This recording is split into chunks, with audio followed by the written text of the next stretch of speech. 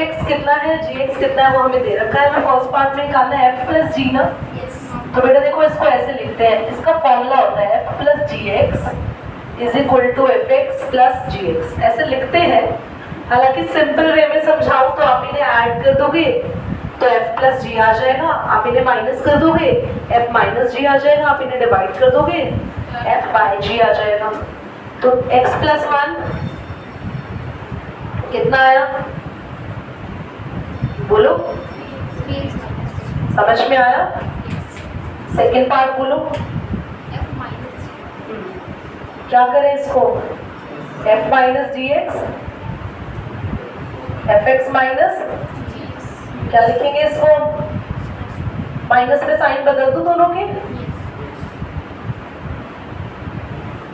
Third part बोलो, f by G बोलो, f by G कैसे निकालेंगे हम लोग, f by G X equal to F X upon G X, मतलब जो भी हमें निकालना है ना उसके साथ x लिख रहे हैं, फिर आगे उसको हम एफ एक्स जी एक्स की फॉर्म में लिख रहे हैं। तो क्या आएगा, x plus 1 upon, this is your answer and question will never come in exam. यहाँ पे आपको एक फंक्शन दे रखा है, यानी कि पूरा सेट है जो कि फंक्शन है, z टू z बता रखा है, फंक्शन है ax प्लस b। देखो आप क्या करेंगे, आपको पता है कि जब फंक्शन दे रखा है वो है ax प्लस b, आप fx की जगह y लिख सकते हैं, पता है ना आप लोगों को ये? Here x y बिलोंग किससे करेगा बताओ, x y बिलोंग किससे करेगा, फंक्शन से, फंक्शन के सेट से तो बिलोंग करेगा x y। सो इफ आप x y लेते हो, ध्यान से देखो 1 1, तो आप इस इक्वेशन में पुट कर सकते हो। इन इक्वेशन 1 क्या होगा, y की जगह क्या रखे 1 और x की जगह भी 1, तो ये इक्वेशन 2 मान लेना। कर क्या रहे हैं, इसको उठा रहे हैं और यहाँ पुट कर रहे हैं x y की जगह। अब अगला ले रहे हैं हम, if X Y equal to 2 3, तो जल्दी बोलो इन इक्वेशन 1 क्या करें, फटाफट बोलो, y की जगह 3, बेटा गलती मत बताओ, गलत हमारे काम भी खराब करते। अब आप ये दोनों इक्वेशन को कैसे सॉल्व करोगे, जल्दी बोलो, एलिमिनेशन से, जल्दी से एलिमिनेशन से सॉल्व करें और बताएं इनकी वैल्यूज। पॉज करो बेटा, एक मिनट पे आने। अच्छा इसमें क्या कह रहे हैं, क्वेश्चन नंबर 9 में एक रिलेशन है ए बी सच दैट ए और बी दोनों नेचुरल नंबर से बिलोंग करते हैं और दोनों ही इक्वल है। तो क्या कह रहे हैं, एक रिलेशन है ए बी सच दैट दोनों नेचुरल नंबर से बिलोंग करते हैं और दोनों ही बराबर है, a इक्वल b स्क्वायर है। तो इनमें से कौन सी कंडीशंस ट्रू होगी आपको बताना है। तो फर्स्ट कंडीशन हम लोगों को यहाँ पे दी हुई है, AA belongs to relation, AA belongs to relation for all बोलना, a belongs to natural number। ध्यान से देखो, सब बोर्ड पे देखना। This is the different and little I can say that the question which is having a unique level। अभी तक हमने ऐसा कोई क्वेश्चन नहीं देखा है, ध्यान से देखो। ये क्या कह रहा है, आपके पास ना ये रिलेशन है, मतलब कोई भी नंबर अगर आप आगे रखोगे ना तो वो b के स्क्वायर के इक्वल होगा। जैसे ये देखो, ये इस रिलेशन में फिट बैठता है, 9,3 इस रिलेशन में फिक्स बैठता है। इसको आप a b की जगह रख सकते हो क्योंकि b का स्क्वायर यानी कि 3 का स्क्वायर बराबर है a के यानी कि 9।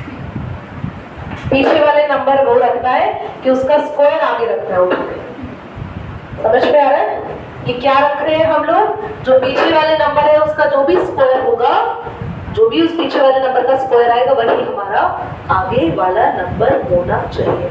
बात समझ में आ रही? तो आपके पास फर्स्ट केस बोला है कि क्या आप फर्स्ट केस को यहाँ पे रख सकते हैं, Here 1,1 हम लेके चले तो चेक कर लेते हैं, 1 ही a की जगह है और 1 ही b की जगह है। So a equal to b square है, तो क्या 1 का स्क्वायर 1 के इक्वल आ रहा है? तो 1,1 रिलेशन में बिलोंग कर रहा है। एक और एग्जाम्पल ले, खाली वन से नहीं है ना, और भी सारे करने चाहिए जितने भी नेचुरल नंबर है। अगला नेचुरल नंबर 2 के लिए चेक करते हैं। स्टार्ट 2 A2 है, B भी 2 है, तो हमारे पास A equal to B square में क्या होना चाहिए? 2 इक्वल टू 2 स्क्वायर, ऐसा है क्या? तो 2 का स्क्वायर यहाँ 2 नहीं होना चाहिए था, यहाँ 4 आना चाहिए था। So 2, 2 does not belong to relation. सारे डबलेट्स, सारे नेचुरल नंबर के डबलेट्स यानी 1 1 2 2 3 3 4 4 5 5 में सिर्फ 1 1 करेगा, बाकी कोई नेचुरल नंबर के डबलेट इस रिलेशन से बिलोंग नहीं करेंगे। सो A, belongs to relation as not does not belong to relation and it is not true. It is not true. समझ आया? नेक्स्ट पार्ट देखेंगे, पहले समझ लीजिए, बाद में नोट कर लेना। अगले पार्ट्स के लिए करेंगे ट्राई। अगला क्या है? AB belongs the relation implies B, A equal AB belongs to relation implies B, A belongs to relation। देखो ये कह रहा है सेकंड पार्ट भी नहीं होगा, ऐसी बातें नहीं होती। implies B, A belongs to relation। ध्यान से देखना बेटा बोलते। तो अगर ये कह रहा है कि कोई एक सेट जो रिलेशन में आ रहा है उसको रिवर्स कर देंगे तो भी आएगा। चलो चेक करते हैं, हम लेके चलते हैं। For given relation, for given condition, हम सबसे पहले लेट कर रहे हैं late 4, 2 belongs to relation। Therefore आपके पास तब क्या होगा? 4 A की जगह है और 2 B की जगह है। Therefore A B स्क्वायर, ये रिलेशन था आपकी। तो A की जगह क्या है? 4 और B की जगह किसका स्क्वायर हो रहा है? 2 का। तो ये तो बराबर आ गया। तो अब इसका उल्टा करके देखते हैं। Now to check 2, 4 is in relation। For 2, 4 A 2 है और B 4 है, तो यार 2 इक्वल टू 4 स्क्वायर है? नहीं। Hence 2, 4 doesn't belong to relation। So this situation is false for given relation। समझ में आ रही है बात? करिए पॉज करिए। तो इसको समझे नहीं, ये कहना चाह रहा है, इसमें ये कहना चाह रहा है कि अगर 2 नंबर रिलेशन में बिलोंग कर रहे हैं, मैं इसको एग्जांपल लेके बता रही हूँ। फॉर दिस लेट 2, 4, 2 रिलेशन में आ रहा है और 4, 2 नहीं लो यार आप यहाँ पे 16, 4 ले लो। यानी क्यों? क्योंकि जो आप A और B मान रहे हो ना इसको, तो अगला ब्रैकेट में ये सेम ही लेना है। मतलब जो आप यहाँ पे A B ले रहे हो ना, अगला जो ब्रैकेट बनाओगे इसका आखिरी नंबर और उसका पहला नंबर सेम रखना है। तो अब बताओ यहाँ क्या रखूं? 2 ही रखूंगी ना। मतलब हमें पहले 2 पेयर ऐसे चूज करने हैं कि पहली बात तो वो दोनों किस में आ रहे हो? हमारी रिलेशन में। रिलेशन में मतलब इसका स्क्वायर ये हो और इसका स्क्वायर ये हो, और इसका आखिरी नंबर और इसका पहला नंबर भी बराबर होना चाहिए। That means 16 is equal to 4 square for relation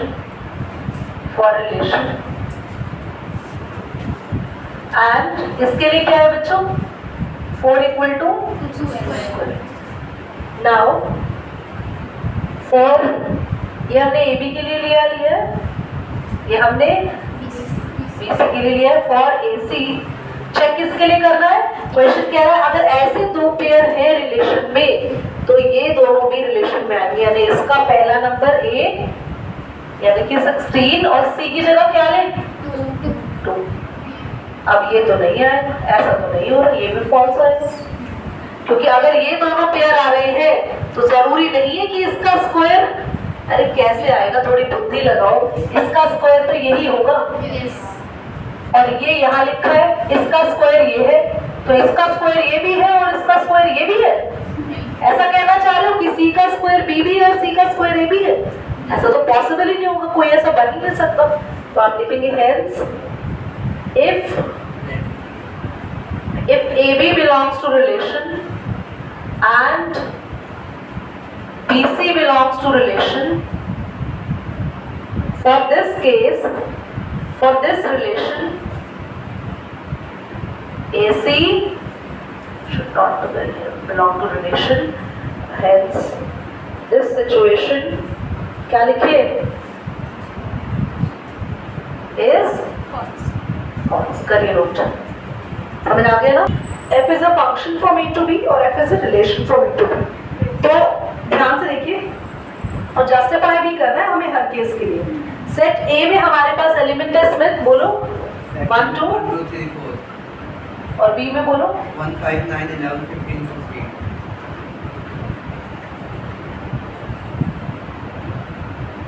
and we have a function और इस फंक्शन में हमें कुछ चीजें गिवन है, बोलो क्या क्या है? 1 5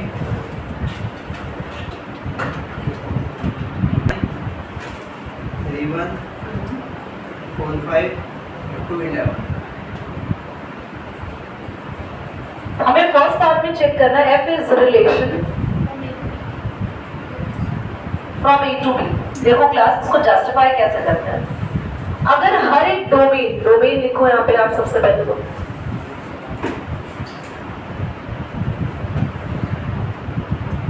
ये सारे जो नंबर्स हैं, ध्यान से देखो, ये सारे नंबर्स यहाँ पे ऐसे लिखो 1 5 2 सॉरी 5 नहीं आना चाहिए, 1 2 3 4 2 दोबारा नहीं लिखेंगे, 1 2 3 4 ये है ना डोमेन्स। हर आगे वाला नंबर किससे बिलोंग कर रहा है? सेट ए से। और हर पीछे वाला नंबर जो रेंज है 5 दोबारा मत देखो, 5 9 1 11। दीदी और भी है नंबर बी में, तो उससे मैटर नहीं करता क्या लिखे हुए हर पीछे वाला नंबर कहीं ए से तो नहीं लिया हुआ है। सारे नंबर्स कहाँ से है? 5 9 1 11 सारे कहाँ से है? Belongs to B.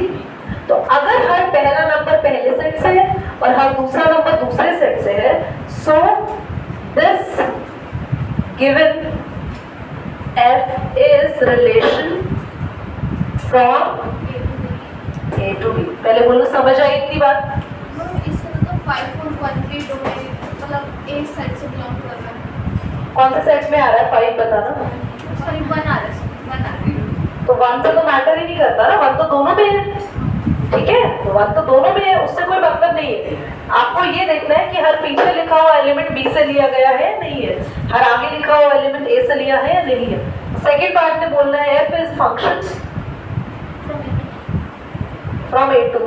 कितने बच्चों को याद है कि फंक्शन कैसे होता था? जब डोमेन हमेशा अलग-अलग आता है। every domain has unique range, है ना? Yes. या फिर pre image should not be repeated. आप ध्यान से देखो कि हमारे पास कहीं प्री इमेज रिपीट तो नहीं हो रही। हो रही है।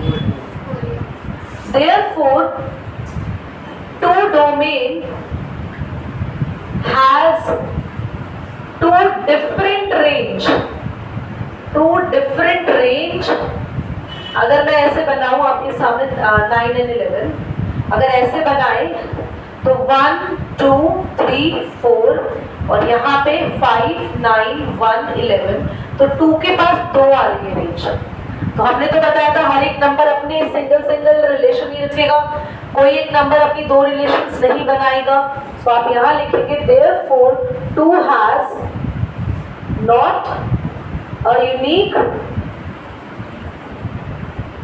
range or pre-image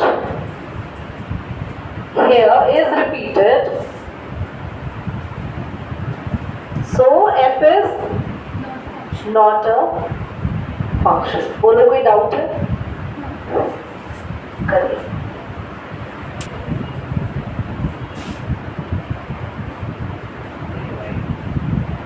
बहना इधर देख लो बेटा।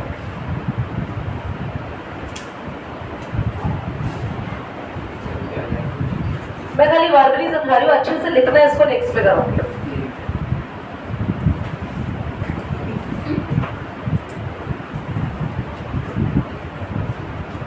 कितने बदतमीज बच्चे हैं। ए भी हम ले रहे हैं यहाँ से और बी भी हम यहीं से ले रहे हैं। ये A to B है, ये A प्लस बी, ये ऐसे है, ये है दोनों, और इंटीजर्स वाला सेट है। तो कोई भी दो नंबर में चूज कर रही हूँ, उनको मैं मल्टीप्लाई करूंगी। जैसे मान लो मैंने 2 और 2 रखा, तो 2, 2 इंटू 2 इंटू 2 आएगा 4, एंड 2 प्लस 2 4, और मैं 3 और 1 ले लूं, 3 प्लस 1 4, चलो 7 1। आप नोटिस करना, हर डोमेन की अपनी अलग अलग रेंज होगी। दीदी नहीं, इनकी तो सेम हो गई। अरे इसकी 4 है और इसकी 4 है, ऐसा थोड़ी है कि 4 के 2 आंसर आ रहे हैं। हमें तो फंक्शन वो होता है कि एक डोमेन के 2 रेंज नहीं होने चाहिए, तो अलग अलग डोमेन का एक रेंज चलेगा, ठीक है। अच्छा 9 और 1 ले रहे हैं, समझ रहे हो? तो क्योंकि हर एक डोमेन का, हर एक ए बी का यूनिक A प्लस बी आएगा। कभी भी ऐसा होगा, 2 नंबर को मल्टीप्लाई करने पे ये आ रहा है, और 2 नंबर को मल्टीप्लाई करा तो जैसे 2 नंबर लिए, उन 2 नंबर को प्लस करके ये भी आ रहा है, और उन 2 नंबर को प्लस करके कोई और A प्लस बी भी आ रहा है। क्या ऐसा हो सकता है कि उन 2 नंबर का प्लस एक बार कुछ और है और एक बार कुछ और है? ऐसा तो कभी भी नहीं होगा कि कोई भी 2 नंबर आप यहाँ चूज कर रहे हो तो उनका जो प्लस आएगा वो हर बार सेम ही आएगा, अलग नहीं आएंगे। तो इसको आप इस तरीके से लिखकर फंक्शन नेक्स्ट क्लास में प्रूव करेंगे। क्वेश्चन समझ में आ गया कि कोई भी 2 नंबर लेने हैं, उन्हें मल्टीप्लाई करके जो आएगा आगे लिखना है, और जो उन्हें प्लस करके आएगा वो रेंज की जगह लिखना है। तो वो जो 2 नंबर है उनको जो मल्टीप्लाई करके यहाँ लिखेंगे, उनका हर बार प्लस करके जो आंसर आएगा वो यूनिक और अलग आएगा। क्योंकि कभी भी आप ये सोचो ना, 9 प्लस 1 10 आ रहा है, तो क्या 9 प्लस 1 11 हो सकता है? क्या ऐसा हो सकता है कि 2 रेंज के सेम डोमेन हो जाए? चलो यहीं तक करेंगे।